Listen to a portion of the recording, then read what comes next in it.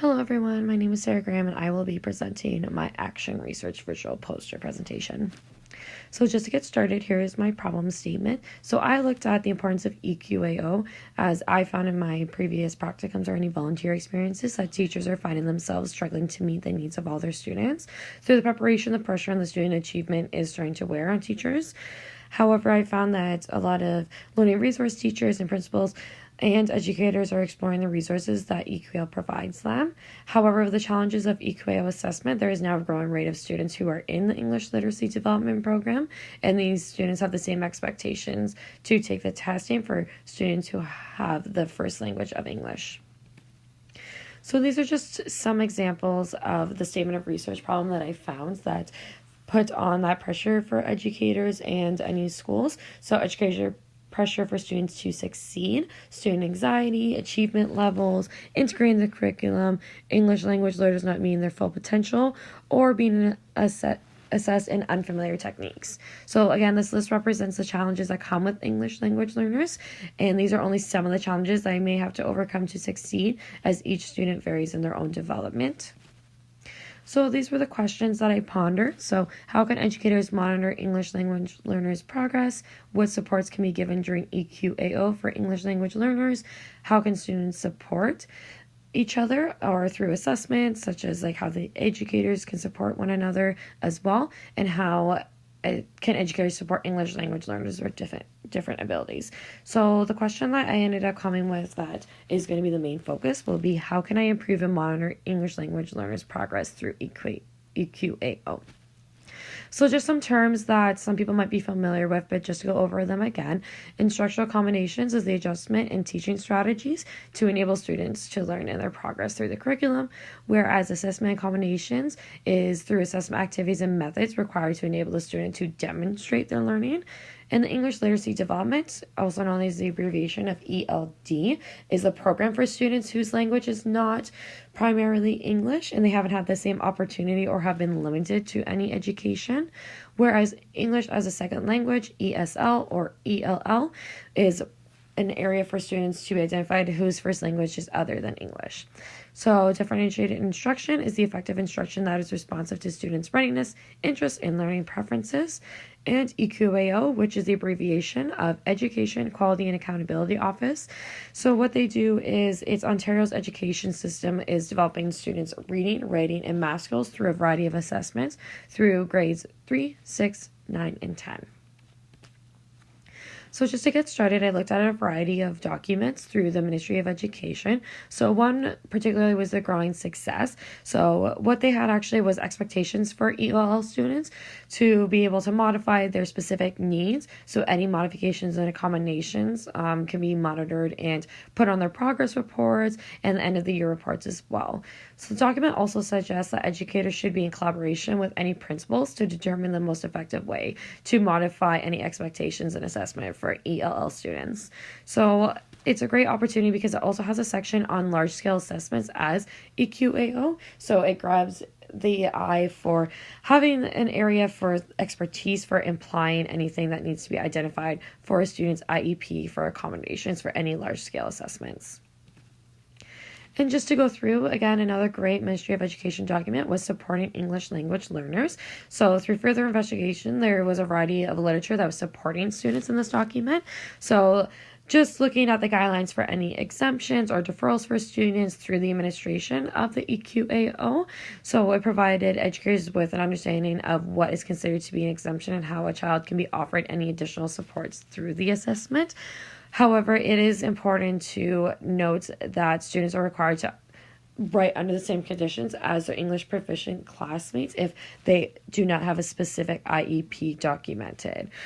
However, there is an opportunity to look at the program overall, as it provides a growth chart for students in the EL who are considered, to be ELL, so for writing, comprehension, and math assessment. And just moving on to an EQAO reference. So this was from the EQAO assessment board.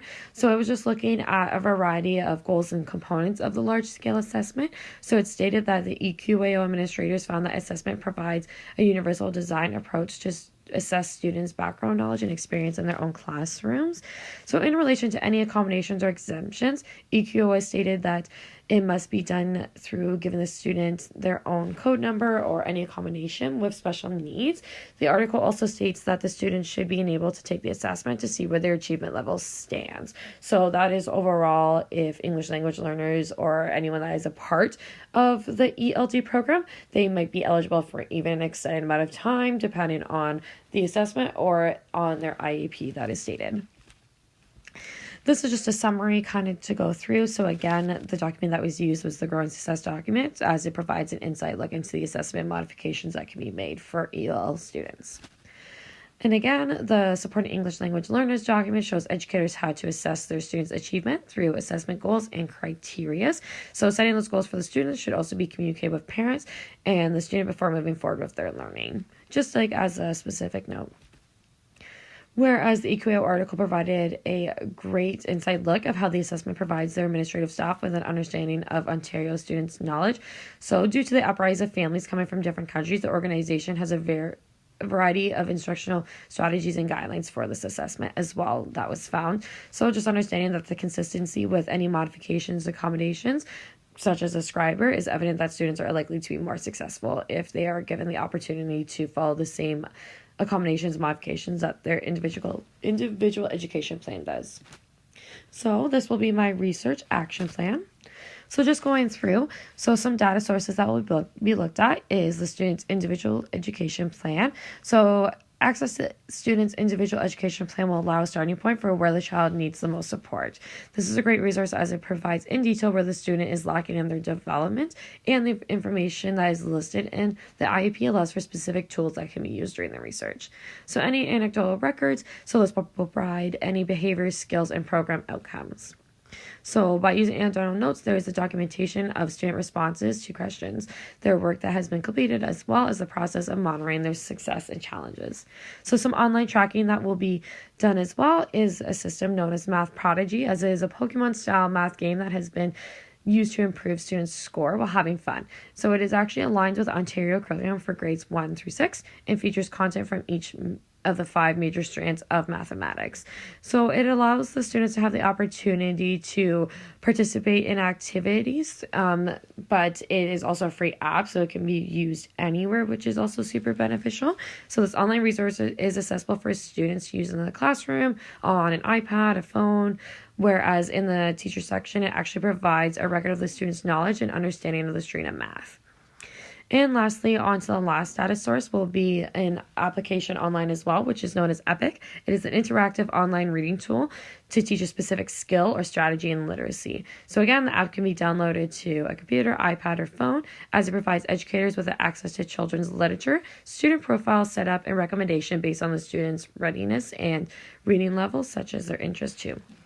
So having the story read to them and being able to practice that reading and comprehension and pronunciation is very important for these students. So they're able to put the word in bold, for example, and the app actually is able to define the word for them. So moving along to triangulation and validity and reliability. So for triangulation, using a variety of data collection such as online versions, using record taking such as online assessment, anecdotal notes, and paper copies of predetermined assessments. Students' current and possibly previous educators, as well as the students themselves, is a great resource just to see where they are at in their education and learning careers. And lastly, the different data sources will be provide a variety of results. So those results will vary due to the fact of the grade and the student familiarity with the English language.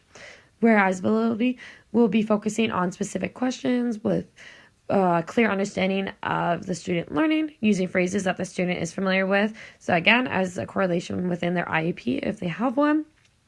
As well as using the online assessment as a tracking system. And lastly, having students' growth reflected in the notes to see what strands they are lacking in compared to others. And lastly, focusing on reliability, building those relationships with students throughout the study to build those confidence for their learning careers. And finally, using student data to support the student as they prepare to take a large scale assessment such as EQAO. So just to look at the participants and settings, so the students will be in grade 3 or 6. It would be realistic to have grade 3s and grade 6s as it is in the same area, so of the primary division. For the elementary division more particularly. However, we wanted to do 5 and 5 just because we want to be able to make sure that it is supporting students. If there is a lower number, we will take as much as we can as well. The classroom teacher will also be a valuable resource throughout this research as they have the most knowledge on the students' comprehension and understanding of the curriculum. Whereas the learning resource teacher will be involved for the purpose of accessing any student files or having any daily meetings to relay any messages on improvement or challenges. And the setting could be for the classroom or library, so it could be beneficial for students to make sure that they are participating in the assessment in a comfortable area. And the data will also be analyzed in a closed environment such as the library. So these are some of the ethical considerations. So giving students a specific code just to make sure that their identity is confidential, having students being given a form sent home in their foreign language just to make sure that the parent or guardians at home are understanding what the study and the purposes are. Having access to the permission slips will be the researchers and the principals, so the principals will be aware of who the researchers will be with for any teachers or any students. The results from the data will not have any correlation with the student's score for EQAO. And lastly, the student's results will be kept up to a year of the data before it will be shredded. So here's a timeline chart of the data collection process. So it's the type of data and how often it will be collected. So any anecdotal notes will be done weekly depending on student attendance and the strand that is focused. And for student assessment, for EPIC and Math Prodigy, that will be monthly reflections of assessments of the student growth and their overall developments, as it allows researchers to see what strategies work best for each student and what strand they are lacking and what growth area they have been doing. And lastly, the predetermined language and math assessment. So these will be done monthly as well for reflections of student assessment from predetermined math and language subject area. So this will be predetermined as it will be given from the EPIC and Math Prodigy areas to look at where the students are being able to take on any questions in a variety of ways. So this will be done from all of it from September 2019 to April 2020, just before the May 2020 EQAO assessment. So just going through the data, so it will be done through the anecdotal notes as it is a qualitative research because it will be providing information through online resources and through students who will be participating in them as well. So this will provide a substantial amount of data that represents the student's progress. So online resources provide the feedback on student achievement and areas for improvement, which is very beneficial as it provides educators with details for any instructional strategy and modifications and adaptations for their students.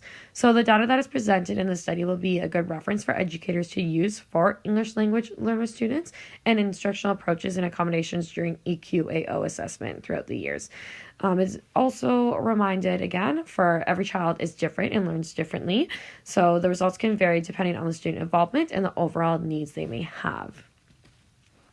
And in closing, just a couple things to consider in this study as well when we are looking at it. It will be with the growing rate of families coming from different countries. It is important that we have their needs in mind. By providing a variety of resources and tools that educators may have access to, it allows for students to be more successful. By monitoring students' success and challenges, it provides an insight of what type of learning strategies that they are most familiar with. These strategies can then be implemented into regular classroom time for all students to benefit from. And lastly, this study will build the confidence of students through a variety of assessment, instruction, and strategies. Educators will also benefit from this study by using a variety of new resources to be implemented into their classrooms. So hopefully that was very uplifting just to look into the variety of resources that can be done to monitor and progress, such as improving students in the English language development literacy program. Thanks for listening.